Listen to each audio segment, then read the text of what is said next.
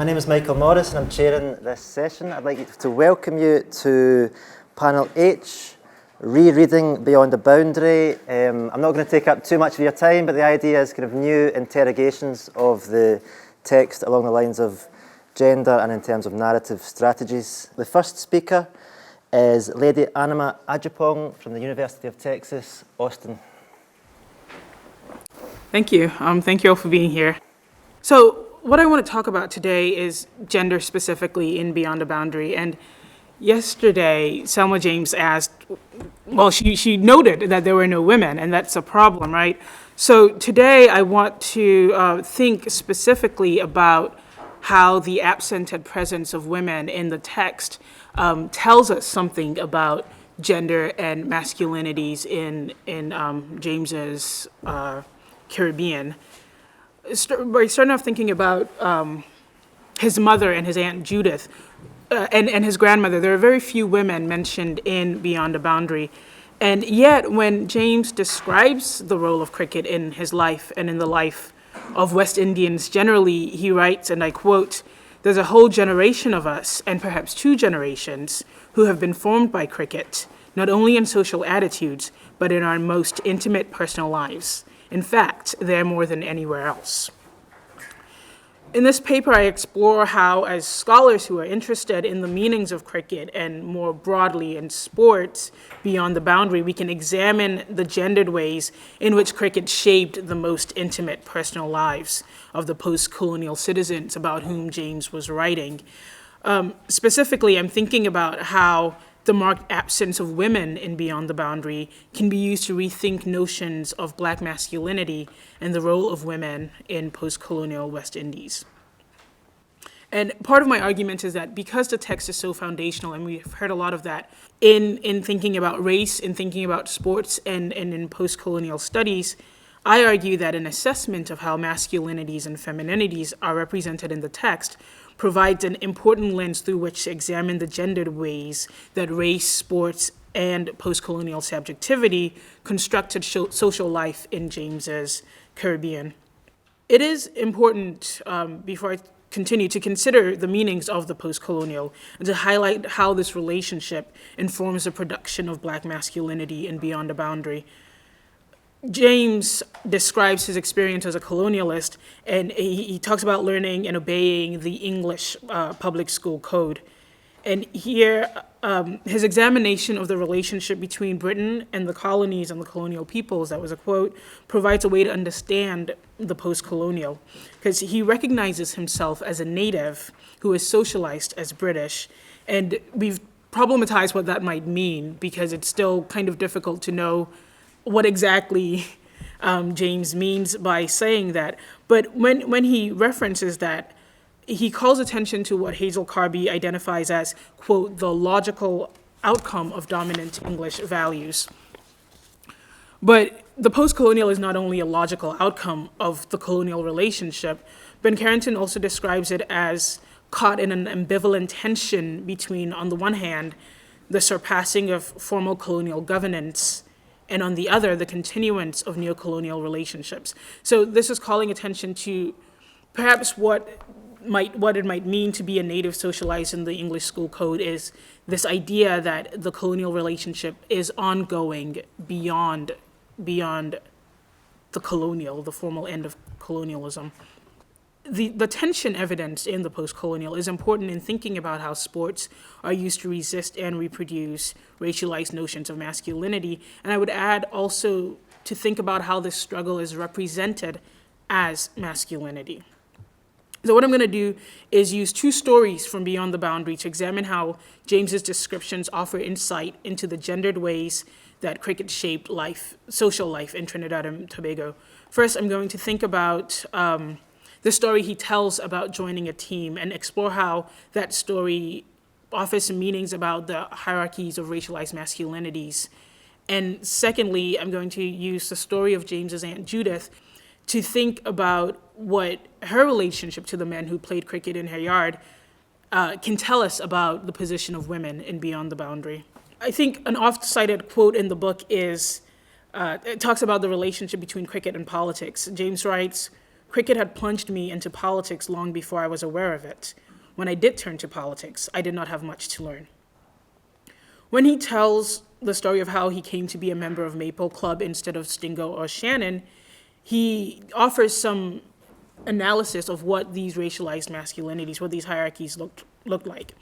Each club represents a specific social location in the production of masculinity. So the clubs he could not consider consisted of wealthy white men in Queen's Park Club, Catholic white men in Shamrock, Black male police officers in the Constabulary, and the plebeian members of Stingo, who James characterized as the butcher, the tailor, and the candlestick maker. His descriptions of these clubs highlights the classed and racialized hierarchies of masculinities. As the most prestigious club, Queen's Park Club and Shamrock may be understood to represent what Connell calls hegemonic masculinity, because in that time they embodied the currently most honored way of being a man. So of the teams that James felt he could choose from, Shannon and Maple, James describes his choice of Maple as resulting in him becoming, quote, one of those dark men whose surest sign of having arrived is the fact that he keeps company with people lighter than himself. And there seems to be some cheek in that, or some ambivalence in his decision to join Maple instead of Shannon.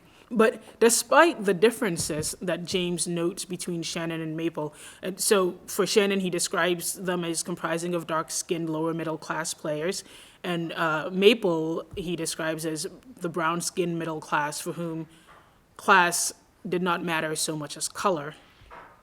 Hazel Carby observes that James wrote about these men as if they all shared the same political passions. And here I think Carby is right.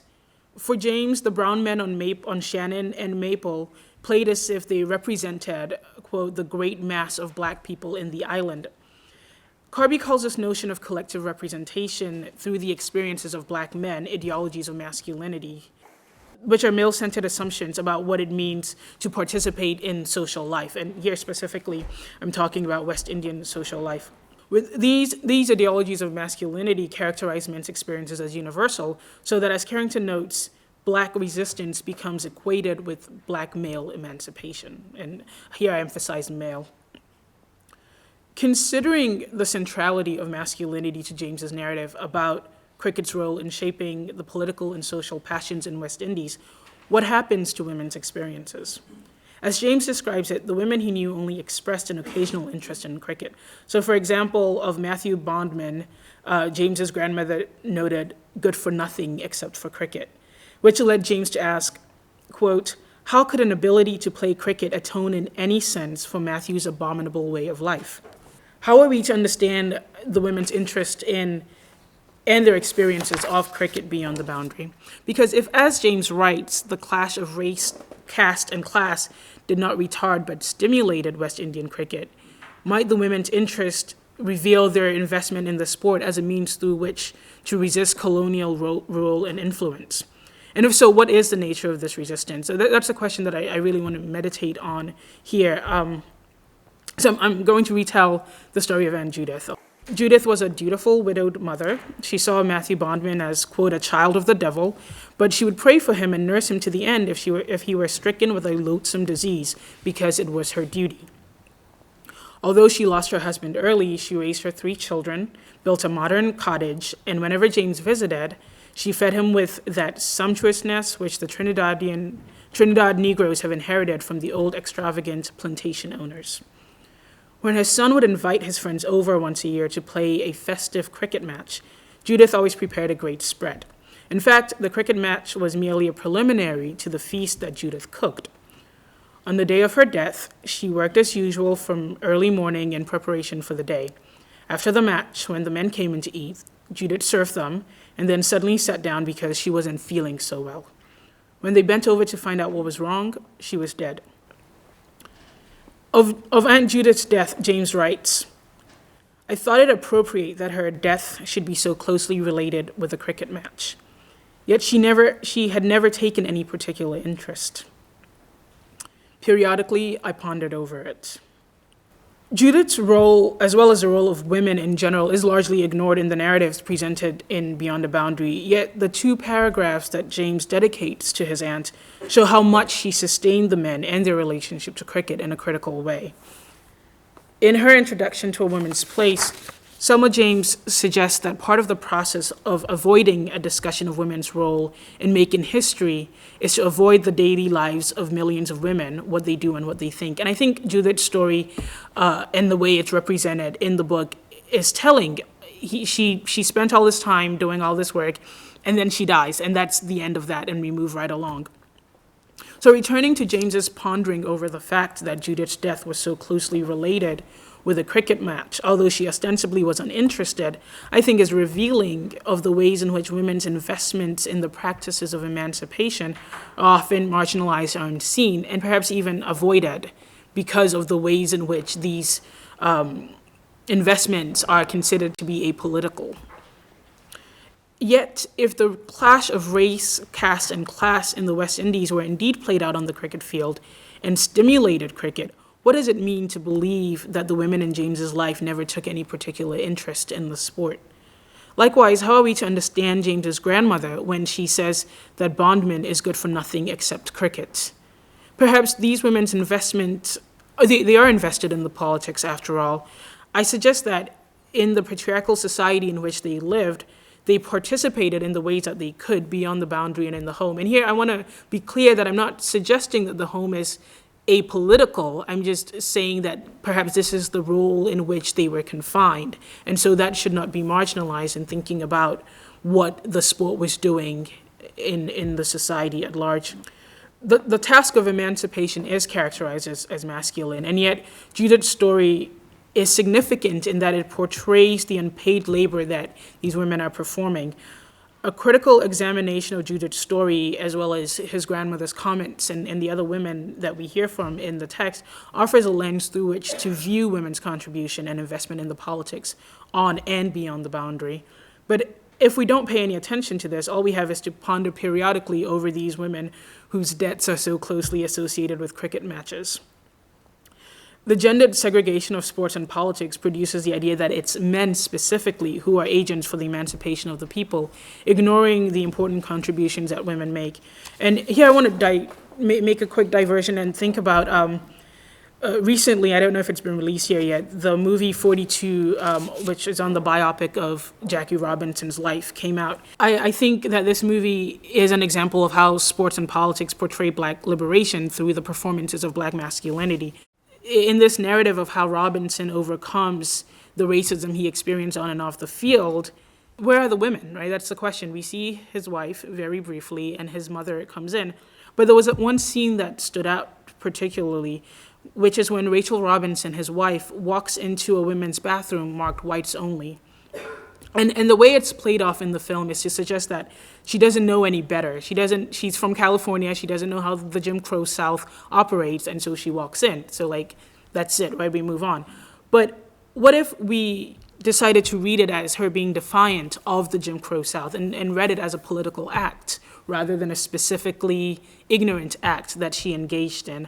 I think thinking about these kinds of experiences and these moments and how they're specifically gendered to suggest that it was maybe Jackie's heroism or Bondman's heroism that made the women notice him and not their own specific investment in it, detracts from the ways in which gender is implicated in these texts. And I think that we should be conscious to read these, even as they're absented in the text, as we read them as scholars, we should consider these manifestations. Thank you.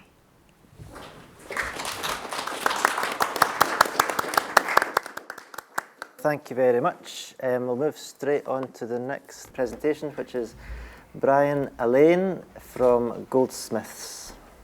I'll start with a confession, and that confession is that my use of James's ideas is really quite very instrumental.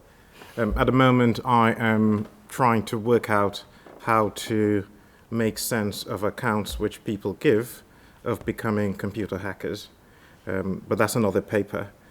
Suffice to say that the one way in which to explore that connection could be through code. The code of cricket maps onto codes of behavior. These in turn map onto code as politics and law, and of course the kind of code which we write as computer hackers, but that is for another day. I want to talk about connections which flow from the emergence of ethnographic writing in sociology and anthropology, something with which I'm much concerned, to connect these up through developments in social realist writing, and then to talk about two opposed ways of ordering knowledge, which is to say the logico-deductive, the categorizing versus the narrative mode. And then I will end by suggesting that James, and we must be thankful that James was not an academic sociologist, certainly I am thankful that he wasn't, yes, was able to solve a problem that continues to bedevil sociology, and that is where do we place this thing called culture in a development of what is to be explained versus what should be explained. By drawing upon narrative, James was able to sidestep this issue. Amanda Clayburgh, writing on the social realist novel of purpose, yes, notes that reform projects in 19th century Britain were fed by two streams.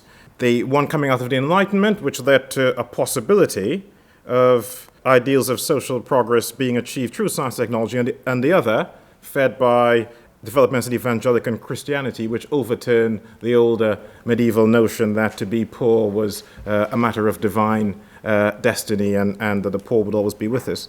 So she sees both of these two streams as feeding into what she calls a social realist novel of purpose. Yes?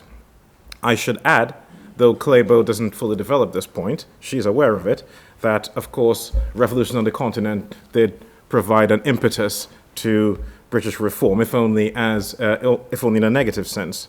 Yes?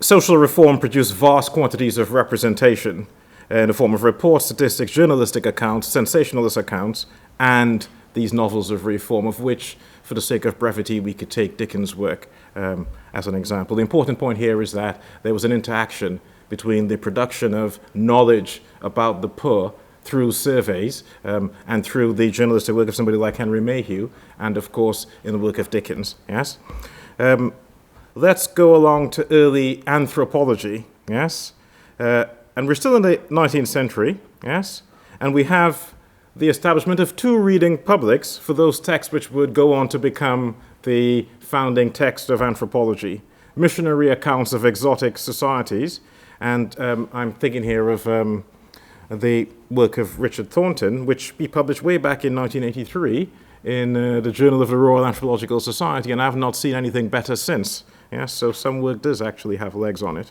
Yes, so we have these early accounts of exotic societies, and these were largely intended for an audience that was forming the core of that which would be professional anthropology. And then we had a larger audience, yes, for accounts produced by church leaders and congregations in the evangelical movement. It crops up again. Yes, and this was a larger body of literature on African exoticism and others. Thornton notes that the styles of these two types of texts differed in their narrative technique. The authors of the diverse body of missionary letters and reports addressed the reader directly, while the early ethnographies, yes, were couched in terms of the scientific report, employing an impersonal third-person style of narrative. Of course, the sociologists had to get in on the act as well.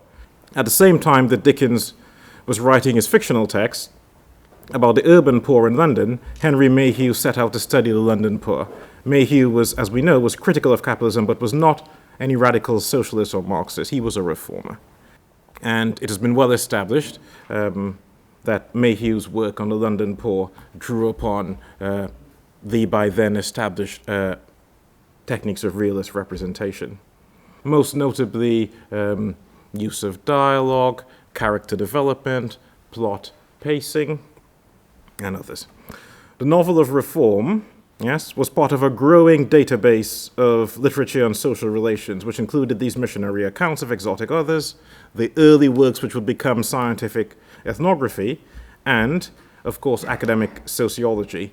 Time doesn't allow me to talk about Robert Park's work at the University of Chicago and how it related to W.E.B. Du Bois's pioneering work in drawing upon narrative techniques, and then there's a whole sordid issue of the quarrel between Park and Du Bois, partly, I suppose, because Park became Booker T. Washington's press secretary. That's interesting gossip and relevant to my broader project, yes, but I don't have time to go into that today, so let me move on. two modes of knowing. What I've said so far is background to where I really want to get to, which is eventually to make some comments about the value of James's narrative techniques in Beyond a Boundary to doing good sociology. So the psychologist and philosopher Jerome Bruner talked about two modes of knowing: the logico-deductive, which we can call the categorizing, which is concerned with making clear distinction between abstract categories and creating a system of classification. Logico-deductive knowledge works either through inductive generalization or through deductive reasoning. These aren't important here. It's a formalistic, classifying mode of knowing. But of course, Jerome tells us that we also know through narrative, which is concerned not so much with classifying and making distinctions, but with connecting events through time. Yes? So we have a classifying way of knowing, logico-deductive, and a narrative way of knowing. It is interesting in that people like Tyler and Fraser, the people who would invent social anthropology, and to some extent the people at the Chicago School, yes, went through an interesting series of twists and turns which saw them adopting more and more of the apparatus of logico-deductive knowledge as part of their attempts to institutionalize academic sociology and anthropology. The same thing happened in political economy to make itself respectable, but they've been a bit dim, the economists, and they're still suffering from that abusive relationship and that too close attachment to the logical and deductive, and not fully appreciative of the importance of narrative in their own work. But we believe them. I see Reinhardt and Rogoff have published an apology. Nice, we'll see how that works out. In the meantime, more people will lose their jobs in places like Greece, but I digress. There is, I think, a very good reason why this thing called culture, and I'm going to come to that shortly, is often not advanced in sociology or anthropology as the explanatory variable, as the thing to be explained. We do not, I know this is contentious, but I'm sticking to it, we do not as sociologists or as anthropologists, I really mean British-style social anthropologists here, our cousins, we do not, as sociologists and anthropologists, have any agreement on what would constitute a coherent account of culture. And following from this, we do not have a shared concept of culture as sociologists and anthropologists, so we, unsurprisingly, have difficulty making culture do useful work for us in terms of explaining social reality. Of course, cultural studies and various humanities disciplines, and of course, Jeffrey Alexander's notion of a cultural sociology, yes, have pointed us in a different direction. But mainstream sociology and anthropology remain trapped by the, I think, impossibility of making culture an explanatory variable in our work. As I said, we have to be thankful that James was not concerned with the parochialisms of academic sociology. He early leaned, as we know, this is well established, toward narrative ways of knowing in his work. And so he could think of culture, forms, and practice as having explanatory power. I want to sound a cautionary note here. Culture, warning to my colleagues in sociology, culture will let you down when you try to make it do the work of explanation in a logical deductive system. If you start from culture and try to move from there towards true and justified belief, which counts as truth in logical deductive systems, yes, you will find yourself in grief. Culture is a shaky foundation on which to build categorizing knowledge. Cultural forms and practices can be used to produce social explanation, but only after themselves being accounted for, and not in terms of culture. It turns out that culture, messy as it is, works wonderfully for narrative understanding or storied understanding. I won't stop strictly to define narrative and story and the relationships between them as persons in literary criticism would do so. The distinction is important, but time doesn't allow me to get into that now. So I'll use narrative and story interchangeably. Storied understanding does not require categorical distinction, conceptual elaboration, setting up clear sightlines of deduction. No, storied understanding is built upon empathy, imagination, and intuition. It does not require strict separation of what is explained from what is to be explained. We don't demonstrate or prove causality in narrative understanding. We intuit cause and effect from the way in which events in a story are conveyed through a narrative. We do this because narrative understanding is hardwired into our very being. We're the only animals aware of the certainty of our own deaths and therefore of time. There are several kinds of stories in Boundary, and these stories start with culture, cultural form and practice, cricket in this case, yes? And James moves from these stories actually to tell us interesting things about social relations. But that's because he doesn't get it back to front, yes? By working narratively, he is able to start from the cultural form and set of practice, cricket in this case, from the symbolic order, and thereby go on to say interesting things, yes, about social relations. We have stories of development of the individual, of James himself, in the standard autobiographical mode. And there are some interesting things which could be said about the specific strategies that James used. For example, the opening chapters of Beyond a Boundary and the image of the boy at the window really sets us up, narratively speaking, for the emergence of that precocious child who would then go on to become a quite savvy student of society. Try to do that using social theory. We have stories about the development of exemplary cricketing figures, the development of personality, example Bondman. I have no idea who Matthew Bondman was, but as a sociologist, I'm quite happy to say that Matthew Bondman was clearly some kind of template, yes, into which James was pouring ideas about a particular social identity and position in social structure, yes. Who was Matthew Bondman? For me, not terribly important. What is important is that James starts from this representation of a personality. He says, look at the development of personality in society, and he goes from there to talk about what I understand to be sociology. He does this through a narrative development. In these stories and the overall narrative of which they're integral parts, James starts from cultural form and practice and ends up someplace else. Yes? And I was struck by the point that Mike Brearley made when he focused on James's account of the role which Thackeray for James had in his own life and how it connected the three C's of cricket, classics, and colonialism. Culture carries considerable explanatory weight in Boundary and thus runs against the grain of classical and indeed modern sociology, where culture is what the work explains. In sociology, we draw upon ideas from other domains to account for this messy thing called culture. Yes? The same holds true for classical social anthropology. Culture, again, is a thing to be explained. I want to end by making a few remarks about a particular kind of narrative found in Boundary, and that's to say the narrative of vindication. And this narrative of vindication revolves around stories in which the subject confronts structures which prevent the subject achieving desired goals, in this case colonialism, racial stratification, and oppression. And these narratives, I'll say what I think this map might be about in my closing remarks.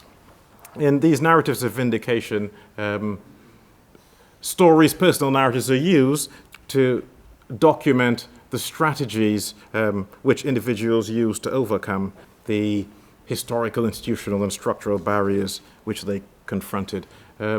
Stories in Boundary about scholarship contests relate intertextually to accounts found across James's Anglo-Caribbean contemporaries about these epic scholarship contests, yes, gaining these island scholarships. I find it interesting that the results of the, I don't know what it is called now, what used to be the Common Entrance Examination is still reported, I gather, on the national newspapers. I have no idea what to make of that, but let me move on. Narratives of the young James at the window, of the QRC student, then the young teacher who is a social explorer and ethnographer. And I choose to read Minty Alley as a document of potential social reform, but certainly a document of social exploration. James's narrative moments are actually quite similar to Richard Dawkins's fossils, snapshots in a continuous evolutionary process. The opening of Boundary has James sampling himself, yes, digitizing, snapshotting from a stream of memories, his own memories, a construction of his life course as he remembered it. Did he remember it, though? This diagram here, I trained first as a computer programmer before ever becoming a sociologist, and it is part of my dream before either death or retirement to organize what little I know about sociology into some very formal system. Nowhere near there yet. But one of the things that I want to do, both in a book on narrative approaches, but also in some reflections on what James might have to offer to the sociological enterprise, is to locate James's work somewhere in the lower right-hand corner, somewhere between the novel of purpose and the narrative of reform, I'm still working out how to do this, to connect James to a tradition of early ethnography where people began to realize that they had to put some distance between the logico-deductive mode of knowing and to pay more attention to narrative modes of knowing. Thank you.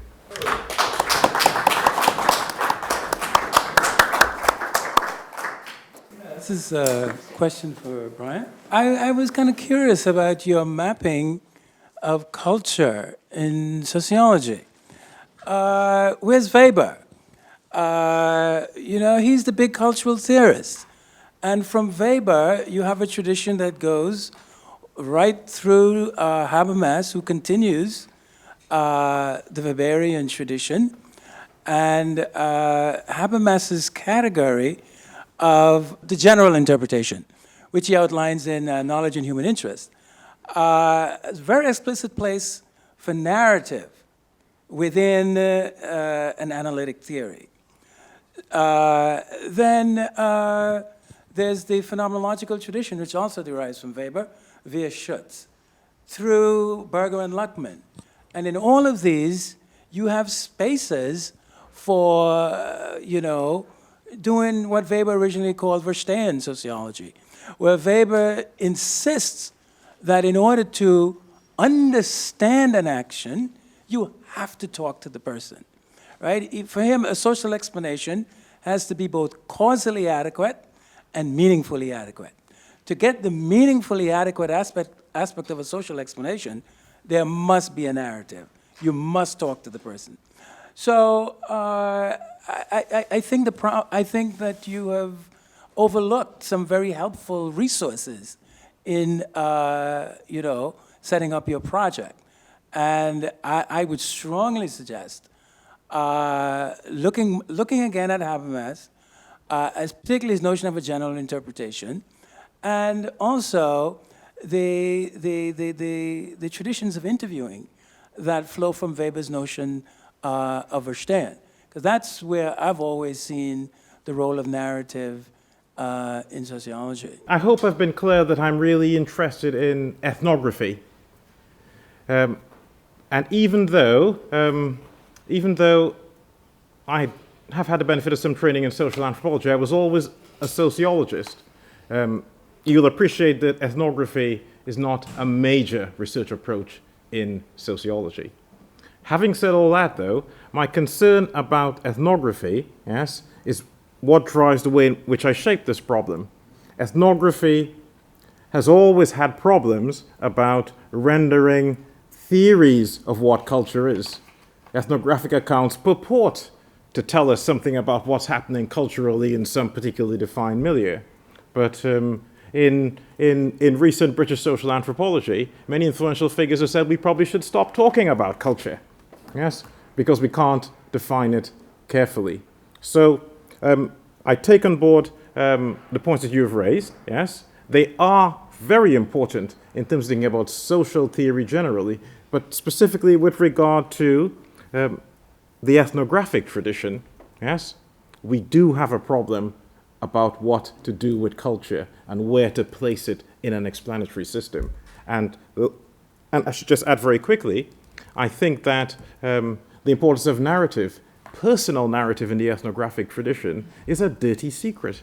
many anthropologists and sociologists went off and had other careers as novelists, yes, so as clearly to scratch some itch which could not have been scratched through producing traditional ethnography. So I haven't specified, I think, carefully enough how delineated my project is, but it's at a scale that I think is going to be lower than needs to be addressed by, or rather more tightly focused. My question's also to Brian. I appreciate what you're saying about the power of narrative, and I'm afraid I haven't read Beyond the Boundary. But I do think we perhaps need to make a distinction. A long time ago, I did a great deal of reading on magazine fiction and on sensational novels of the 19th century. Many of these had what we might call reality effects, and they had narratives, but they didn't give us a better understanding of the society in which they were emerging. Raymond Williams tried to save, and I think importantly, the category of realism. He talked about realism, these great realist novels, being the ones which showed social contradictions to the maximum intensity. And I think that's very important to hold on to, that some of that realist tradition, those of indeed Thackeray, Daniel Deronda, George Eliot, etc., do give us that much more clear-sighted understanding of social contradictions. And that, I think, is important because many people who were attracted by modernism, like Colin McCabe, wanted to say, don't let's worry about realism, we'll give it up, we'll just have modernism. But Raymond Williams' importance for me was that he said, modernism is fine, this develops a lot of interesting new techniques to allow us to think about how newness comes into the world and how we can understand things as they really are. But don't forget that some critical realist exponents of the novel tradition have also done that. I've often thought about that story of Aunt Judith drops dead after cooking all day, up against James's famous borrowed comment that every cook can govern, and I think that's a useful comment as a challenge to kind of classed forms of inequality or racialized forms of inequality. But one might usefully also turn it round and ask, should not every governor take a turn with the cooking? As a way of throwing light on the otherwise kind of occluded gendered forms of labour which allow certain kinds of people to act as political representatives of particular groups. Well, my question really was just to ask you what you think about James's more explicit writing about gender. I mean, there are the sections in American Civilization where he does at least make some effort towards trying to think these things through, and also in a sort of a more hazy way, some passages in those letters that are collected as special delivery. So I just wondered what you thought about those and how adequate you think James's own attempts to think about these questions are. Well, yeah, I think I want to cast that question over to Aaron in the back because I don't know very much about James's other works on gender. And so, and you don't have to say anything, but I know you've done some work around it. But I think specifically what I was trying to do here, and it after having read Beyond the Boundary for the first time and thinking about the way that sports and masculinity are so often linked, without considering the very fact that masculinity is relational, and not just with other masculinities, but with femininities as well. Just the question, where are the women, has just been one that's been on my mind. And so that's specifically what I was trying to do here. But I can't really speak to your question. If we were to look at some of the early ethnographic work on, I'm thinking of, say, Melville Herskovits writing on his famous Trinidad village, for example. And Melville Herskovits, yeah. Yes. And indeed many of the pioneering ethnographers of Caribbean society. Some of the issues raised in these early ethnographers are found to be empirically and theoretically wanting, partly because they work with a really inadequate notion of culture. A very old-fashioned notion of culture is simply a catalogue of sets of traits, not a sufficient understanding of culture as something that's intersubjective, that's created and recreated, you know, the importance of language, etc. But when we look at the social realist writing from, say, the 1920s through the 1930s, for example, not just Minty Alley, sticking to Trinidad, Gomes, Gomez, Peter, whichever we want to call the boss here, yes, exactly. We see issues being raised, and I think because they're being raised through narrative, yes, they're able to raise issues around social relations, race, class, identity, colonialism, in ways which their anthropological contemporaries, and it's the same for sociologists, they were hamstrung by their inadequate theorizing of culture. So I would say that they, in some ways, the social realist novelists of that period, with respect to the English-speaking Caribbean, may have been ahead of the anthropologists, who may since then have caught up. As a child of family members who were cricket widows, I can certainly remember the time when we watched any major sporting event involving major international black figures, that it was women who organized the sitting down to see it. And those women took great hope from the way that those black sports people or personalities acted in this public arena. So in many ways, women invested their hopes for change and transformation in those male role models. And in many ways, none of those role models would have succeeded or indeed been of prominence without the women who were behind them. So we know that's a fact of life just generally and because of society. But I would say that James's work doesn't tell us very much about that. But what we can say is, what was James's record as a political activist and as a social actor? Did he promote women? Did he actively encourage women to write? Did he actively encourage women to take a political lead in the movements that he was part of? And the answer is yes.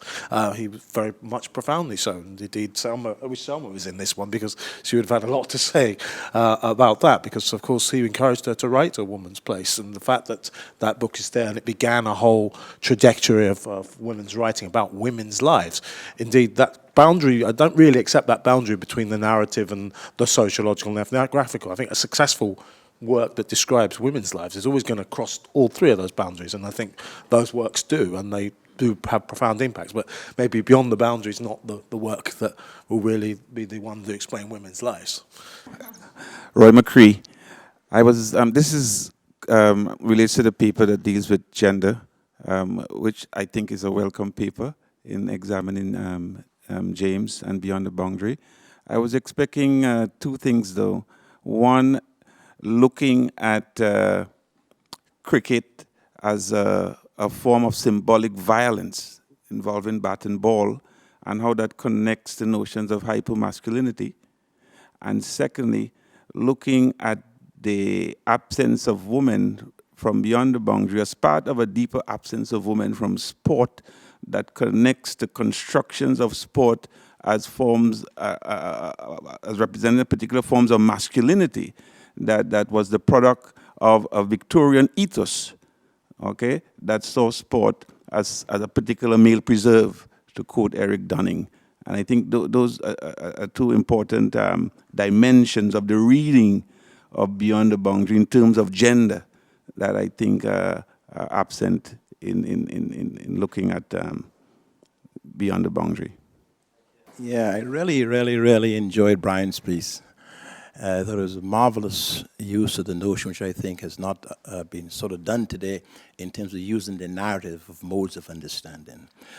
You talked about Mayhew's work, this 3 volumes work in poverty in London, and just in terms of the work you're doing. When I did my book on those that be in bondage, A.R.F. Weber, which is something you should look at. I did a lot of work on Mayhew and how he, in fact, influences someone like Weber in the conduct and the speaking of the Indians, for example, the Indian laborers in Trinidad and Tobago. But more to the point, and I'm going to try to use your stuff this afternoon, I really think that whole notion of the what you call the narrative of vindication and the use of narrative. And I'll speak a bit today about the whole role of the autobiography, Otto's bios, bringing the self to life, etc., are so very important in trying to understand who James was. And I think if we do a little more of that sort of narrative, looking at the narrative, and you talked about Lukash's work and the question of the realist novel and so on, I think it's one, put it another way, it's another way of reading, and I found this remarkably elusive, and it helps me. And I said I would try to use this piece, a little bit of it, when I do speak. I really appreciate your work and the role of narrative. Patrick did it through sociology. I would do it through literary theory and literary history, but I think it's really, really helpful to look at the novel, text, qua text, and using the techniques that we have discovered through narratology, as one of the French scholars would talk about.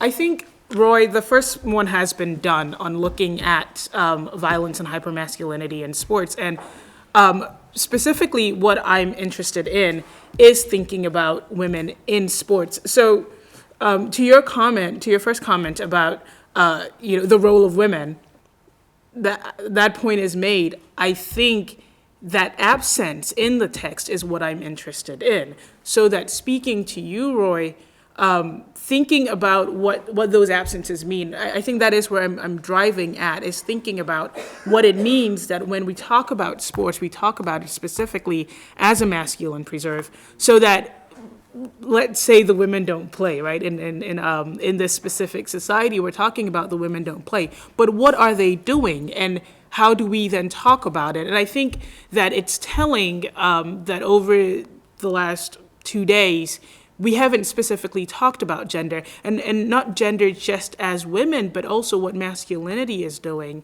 And so my specific interest here is to think about the different aspects of gender that are happening with relation to sports and how we read the text, so that we can be, I think, honest about that kind of absence and then be more explicit when we talk about it. I just want to say, Selwyn, two things in terms of hackers and borrowing and remixing, yes?